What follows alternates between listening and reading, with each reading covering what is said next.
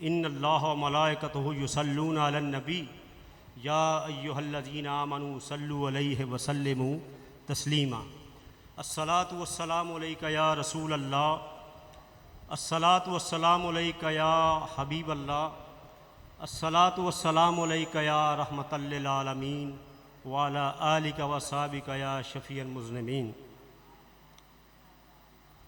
بحمد ربی، میرے لیے یہ بڑے اعزاز کی بات ہے کہ حضور بحر کرم فخر السادات حضرت پیر سید محمد علی شاہ بخاری رحمۃ اللہ علیہ کے سالانہ عرس پاک پر میری حاضری ہوئی، اور جتنے جملہ دوستوں نے اس محفل کو سجانے میں جس طرح بھی کوآپریٹ کیا، تعاون کیا، اللہ ہم سب کی حاضری کو قبول فرمائے۔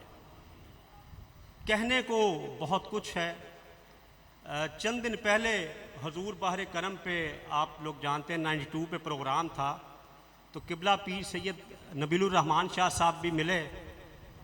تو جب ان کو پتہ چلا کہ جب یہ خانقاہ بنی، کرموں والا سے ایک درویش یہاں پکا چک میں آیا اور اس نے اقوام عالم میں اس خانقاہ کو کرما والا شریف بنا دیا، اور جب وہ آئے تو میرے والد ماجد صوفی محمد حنیف نقشبندی اکاڑوی کو ان کے آنے سے لے کر وصال تک 15 برس صحبتیں حاصل رہیں۔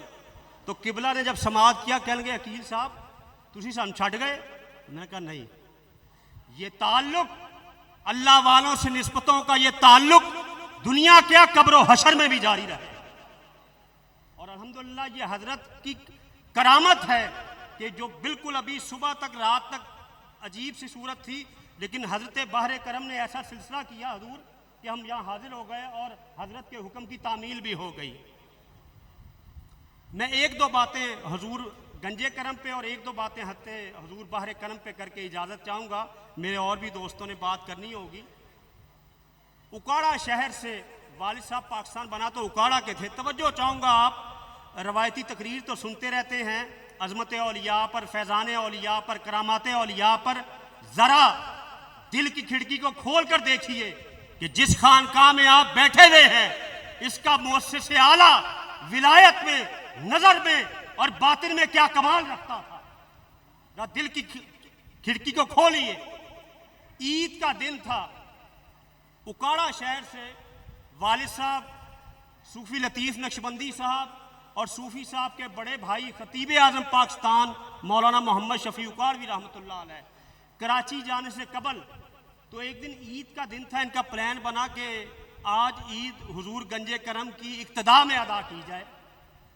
والد صاحب مولانا شفیع اکاڑوی صاحب، ان کے چھوٹے بھائی صوفی لطیف نقشبندی صاحب، ایک بندہ کوئی اور ہوگا، تانگا سٹینڈ پر آئے تو کوئی عید کی صبح صبح، آپ کو پتہ ہے نا اس زمانے میں 55 سے پہلے کی بات آپ کو سنا رہا ہوں، تانگا بھی کوئی نہیں، لاری بس بھی کوئی نہیں، بڑے پریشان کہ واپس جائیں تو شہر میں بھی نماز ہو چکی، اب اگر کوئی سواری آتی تو کرما والا میں بھی نماز ہو چکی ہوگی۔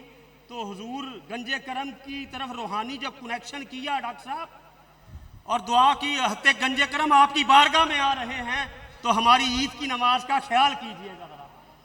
اور ابھی یہ والد صاحب فرماتے ہیں یہ ہمارے ذہن میں کشمکش چل رہی ہے، تو ایک تانگا آیا، یہ اس میں بیٹھے، اور حضور گنجے کرم تقریر کر چکے ہیں اور صفیں بن چکی ہیں اور صفوں کے ارد گرد چکر لگا رہے ہیں۔ اب مجمع کی مجال نہیں کہ ان سے کوئی بات پوچھے کہ حضور جماعت کروائیے۔ مجمع والوں نے بعد میں بتایا کہ حضور نے خطاب کے بعد گنجے کرم نے محسوس ایسے ہو رہا تھا جیسے کسی کا انتظار کر رہے ہیں، اور جیسے ہی 4 کرما والوں کے خدام کا یہ تانگا اس عظیم بارگاہ میں رکا، حضرت گنجے کرم نے دیکھا تو دیکھتے ہی فرمایا آؤ بیلیو جلدی آؤ، عید کی نماز ادا کرتے ہیں۔ تو یہ نگاہ تھی ان کی ہمارے گھرانے پر اور سنیت پر، اور یہ اہل اللہ کا تصرف تھا کہ کوئی بیلی کہاں سے بھی چلا ہے اللہ کے ولی کی نظر میں ہوتا تھا۔ اور یہاں سے ایک بات یہ بھی ذہن میں رکھیے، ہمارے حضرت گنجے کرم نے عید کی نماز واجب ہے، یعنی اپنے مریدین کی چاہنے والوں کی نماز ضائع ہونے اونچی نماز آیا. لیسن کیا ملا کہ اللہ والوں کا درس اول یہ ہے کہ شریعت کی مکمل پاسداری کی جائے.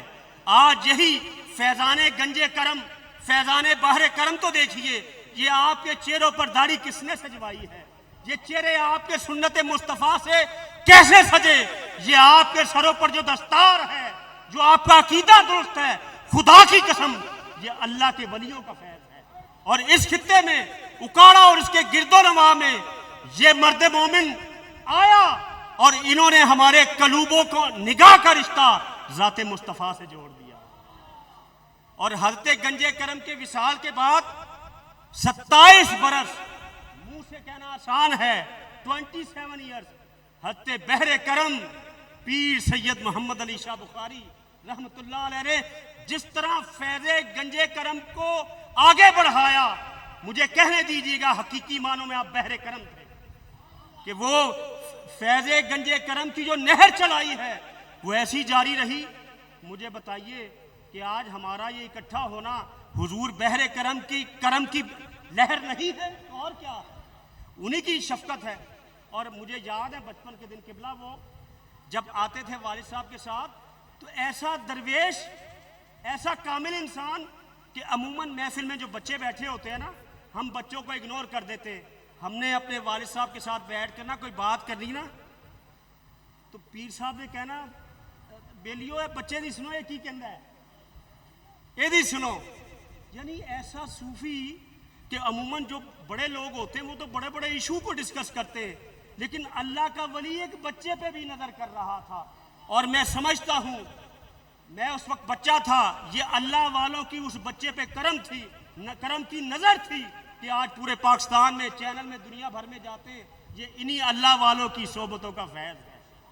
اور پھر ان کے نور نظر حضرت صاحبزادہ پیر سید غضنفر علی شاہ بخاری رحمۃ اللہ علیہ ابر کرم.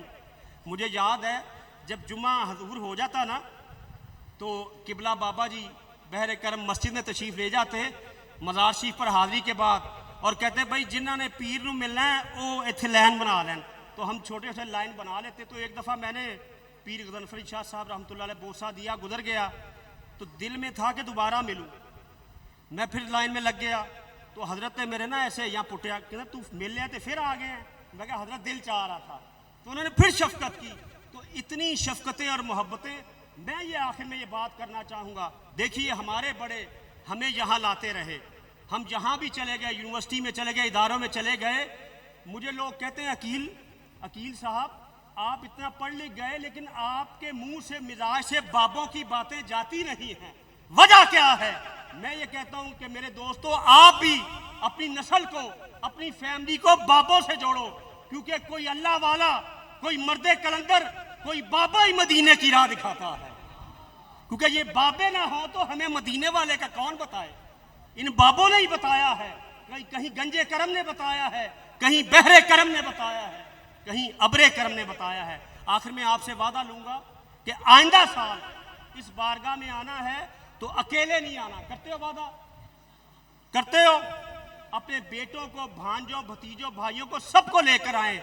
کیوں کہ یاد رکھنا کہ اللہ والوں کی صحبتوں کے جو فیض ہوتے ہیں اس کے سلسلے ایک نسل پہ ختم نہیں ہو جاتے، اس کے سلسلے بڑے طویل ہوتے ہیں اور نسل در نسل چلتے ہیں اور نسلیں سنور جاتی ہیں. آج ہمارے خطے میں، اس جنوبی ایشیا میں، اس ارض مقدس میں اگر کوئی خیر کا رنگ نظر آ رہا ہے تو مجھے کہنے دیجئے گا کہیں داتا علی حجویری نے چراغ مصطفیٰ روشن کیا ہے، کہیں بابا فرید نے، کہیں خواجہ غریب نواز نے، کہیں شیر ربانی میاں شیر محمد شفیعی نے، اور کہیں حضرت گنج کرم نے. یہ اللہ کے ولی تھے جنہوں نے اس بت قدائے ہند کو نور توحید سے جگمگا دیا ہے.